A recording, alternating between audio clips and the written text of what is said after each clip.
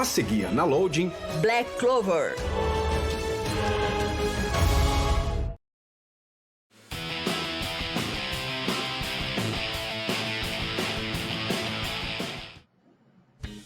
Mais animes pra vocês, e hoje o Léo Kitsune vai conversar com vocês sobre a fórmula do shonen, aqui dentro do Mais Geek.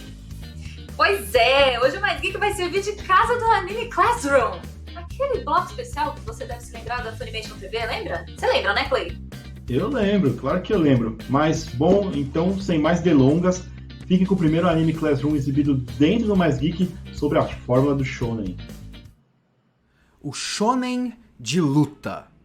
Embora shonen em si não seja um gênero, porque tanto isso aqui quanto isso é shonen do mesmo jeito, o que a gente costuma chamar de shonen de luta, os Dragon Balls e Cavaleiros do Zodíaco da vida, esses têm uma cara, tem um padrão recorrente, tem uma fórmula.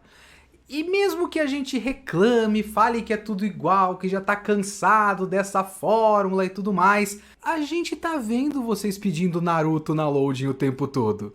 A gente sabe que vocês gostam.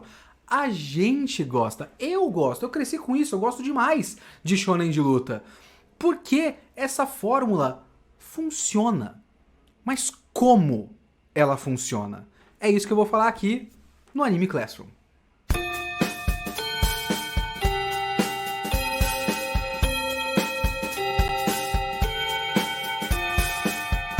Bom, pra começar, tem algumas características do shonen de luta que tem mais a ver com o contexto no qual eles são publicados nas revistas shonen lá no Japão, do que com alguma filosofia, com alguma forma, com alguma intenção narrativa.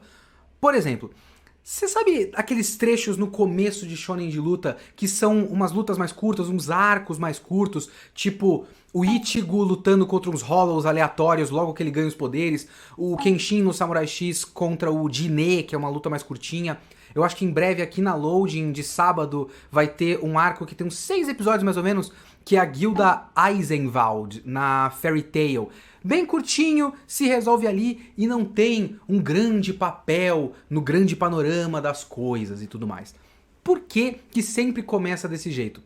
Tem mais a ver com as votações de popularidade, de preferência das pessoas. Porque as revistas shonen lá, eles têm esses rankings de popularidade e os últimos do ranking vão sendo cortados para dar chance de novos mangás. Então logo no começo não adianta você criar uma mega saga se você não sabe se o seu mangá vai poder continuar. Então no começo você vai apresentando os personagens em arcos curtos, autocontidos, você termina aí e quando você tem a confiança de que a sua série está consolidada nessa revista e não vai ser cancelada pelo menos tão cedo, você pode começar um arco maior. Então isso é mais por conta da maneira que as revistas são publicadas e a gente já até acostumou, né? Mas o que eu acho importante falar aqui é de uma característica filosófica dessas revistas. A gente tem que lembrar que as revistas shonen são, como o nome já diz, uma revista para meninos. São meninos de 10 a 18 anos, digamos assim, essa idade de formação de crianças e meninos, né? Não são revistas para meninas. E, por exemplo, a revista Shonen Jump, ela tem um lema, uma filosofia, que se resume em 3 palavras: amizade, esforço e vitória. E dá pra gente destrinchar cada uma dessas palavras e ver como elas moldam as revistas, como elas moldam as histórias que saem nessas revistas. Por exemplo, vamos lá, amizade. Pra começo de conversa, amizade, poder da amizade, todo mundo conhece, a gente já viu esse negócio o tempo todo, vocês estão assistindo Fairy Tail na Loading todo sábado, vocês estão vendo o poder da amizade, ou vão ver muito mais ainda. Então, o poder da amizade a gente conhece. Eu diria que são 3 coisas. Um é um valor positivo, no fim das contas, porque é uma história para crianças e adolescentes, então é legal você... É meio que... legal de maneira neutra você ensinar que a amizade é uma coisa boa, ponto. Segundo que se você fala de poder da amizade, você precisa de muitos personagens para ter vários amigos, então você cria um elenco extenso, e isso é interessante, porque se você tem uma história muito longa, você precisa de bastante personagem, e permite que muitas pessoas diferentes, um público mais amplo, se identifique com personagens diferentes.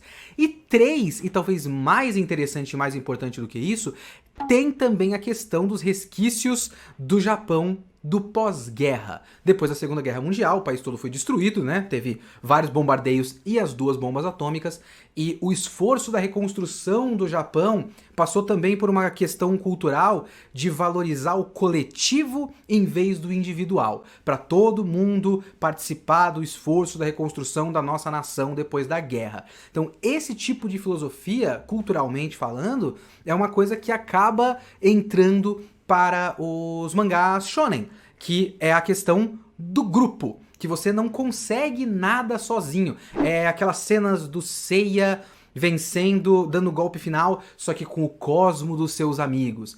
Ele venceu, mas ele não consegue isso sozinho, e isso é importante culturalmente por lá.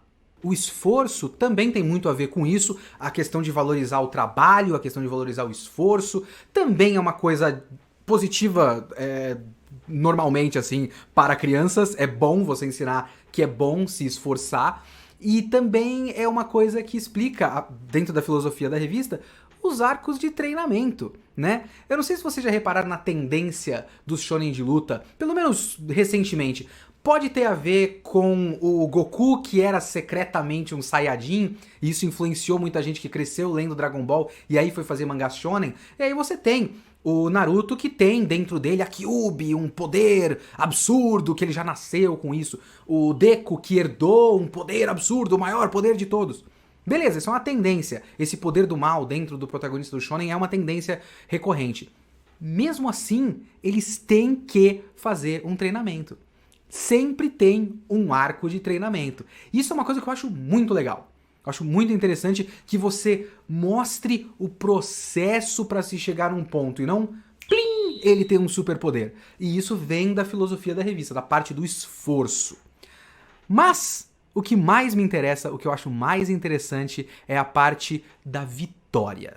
Em 2015, o Hirohiko Araki, que é o autor do Jojo, ele lançou um livro. O livro se chama Mangá em Teoria e na Prática.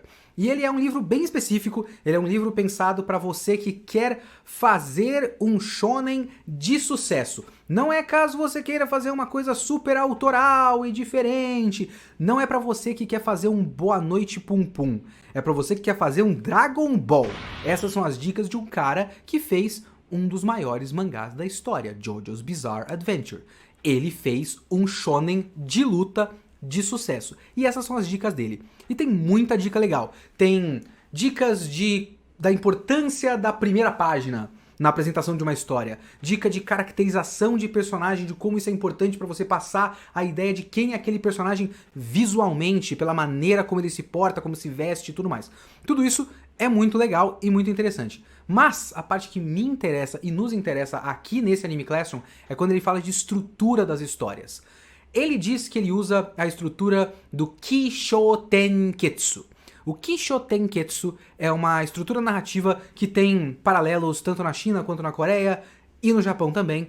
E resumindo, super resumido aqui, você conhece a estrutura em 3 atos, certo? Começo, meio e fim.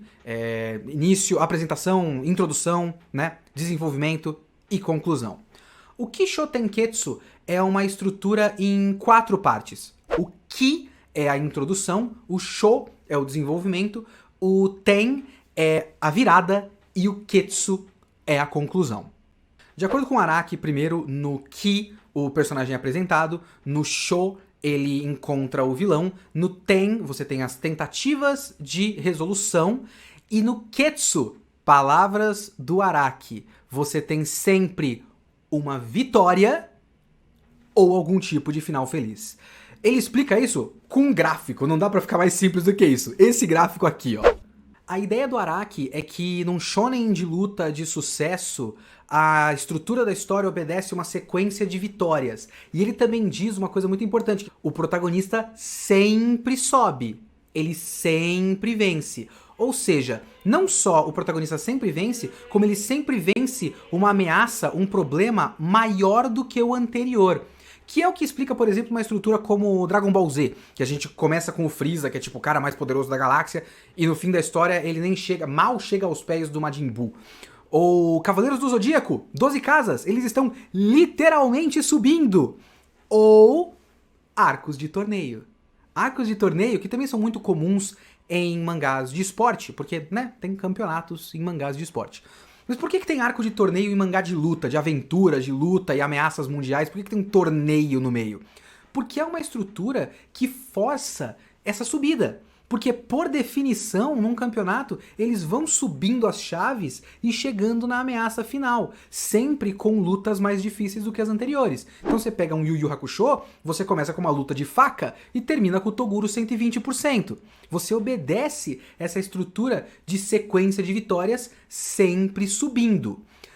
O Araki é até um pouco intransigente nisso, porque ele diz que o autor não pode ceder à tentação da derrota, porque você não pode nunca fazer o protagonista descer um pouquinho, perder, pra depois subir renovado, superação e tudo mais. Não! O protagonista tem que sempre vencer, sempre subir, perder nunca. Que eu acho que é uma mentira pra começo de conversa, porque tem histórias que são cheias de derrotas, que são grandes momentos de derrota, e a gente sente essas derrotas pelos personagens. Hunter x Hunter é um mangá feito de anticlímax, feito de derrotas. E é maravilhoso, é um clássico. E ele funciona por conta desse negócio. Ele funciona porque ele quebra o padrão. Mas para ele quebrar o padrão tem que existir para começo de conversa. E é um padrão que comprovadamente funciona. Boa parte dos maiores sucessos, dos mangás mais vendidos da história são os shonens de luta. Sabe o que isso me lembra? Me lembra videogame, sabe? Achievement, que aparece na tela, plim! Que você tá jogando e você faz alguma coisa boa e o jogo fala, você matou 5 inimigos, pá, parabéns! E tem aquele, sabe? Aquele, yes! E você continua jogando pra sempre. O jogo do celular tem muito isso também. Sabe o que é isso? Reforço positivo. Isso é uma recompensa.